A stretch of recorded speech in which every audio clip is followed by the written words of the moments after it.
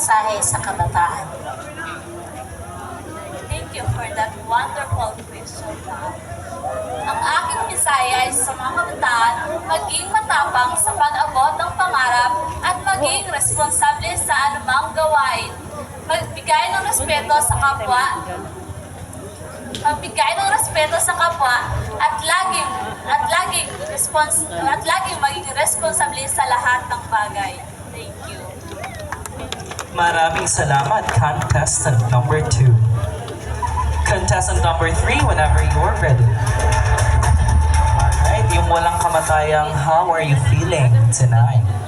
I'm okay. I'm okay. Sana all.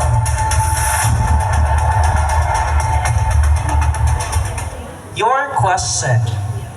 Paano mo mababalanse ang pag-aaral at ang iyong mga responsibilidad sa komunidad?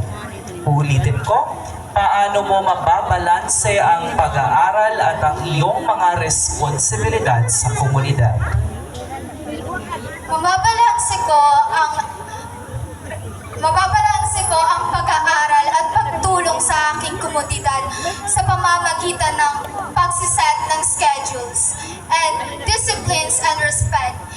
Kailangan nating malaman kung kailan tayo magpapahinga, kung kailan tayo tutulong, at kung kailan tayo mag-aaral. For me, the most important things to do is to rest, because rest makes us do better. And I thank you.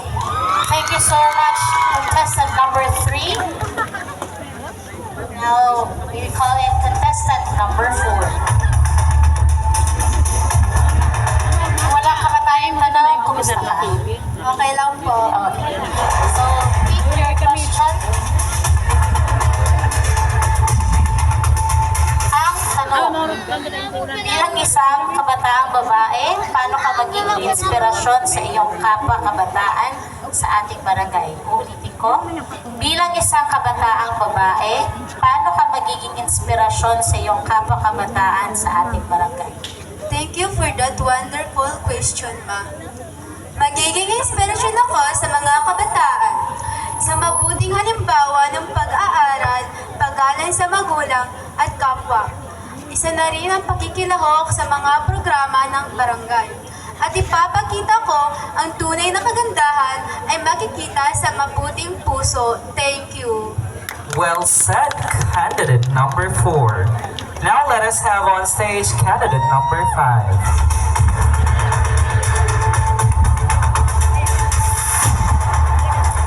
Your question is, ano ang pinakamahalagang aral na natutunan mo bilang kabataan?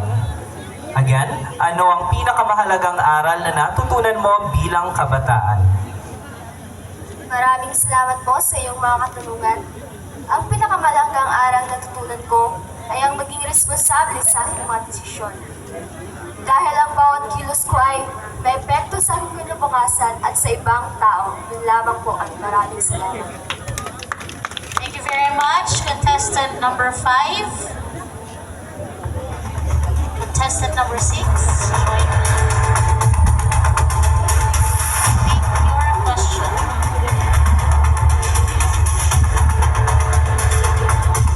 Sa panahon ngayon na uso ang social media, paano mo ito magagamit sa positibong paraan bilang isang title holder?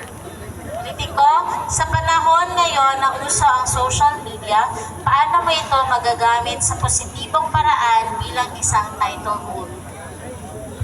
Thank you for that wonderful and beautiful question of yours, ma'am. Magamit ko po ang social media sa pamamagitan ng pag-spread po ng mga positive online post po, and then gagamitin ko rin po ito upang matulungan ang mga youth to empower them and to encourage them na huwag lahat na gumamit ng social media dahil it can affect them. It can lead them to negative effect po, and also magamit ko rin ang social media sa pagmo-motivate sa lahat ng mga youth na hindi ang paggamit ng social media ang pwede o ang paraan upang tayo ay maging mabuting halimbawa sa ating barangay. Thank you so much, candidate number 6. Please join me on stage, candidate number 7, ang akong estudyante. Mana sa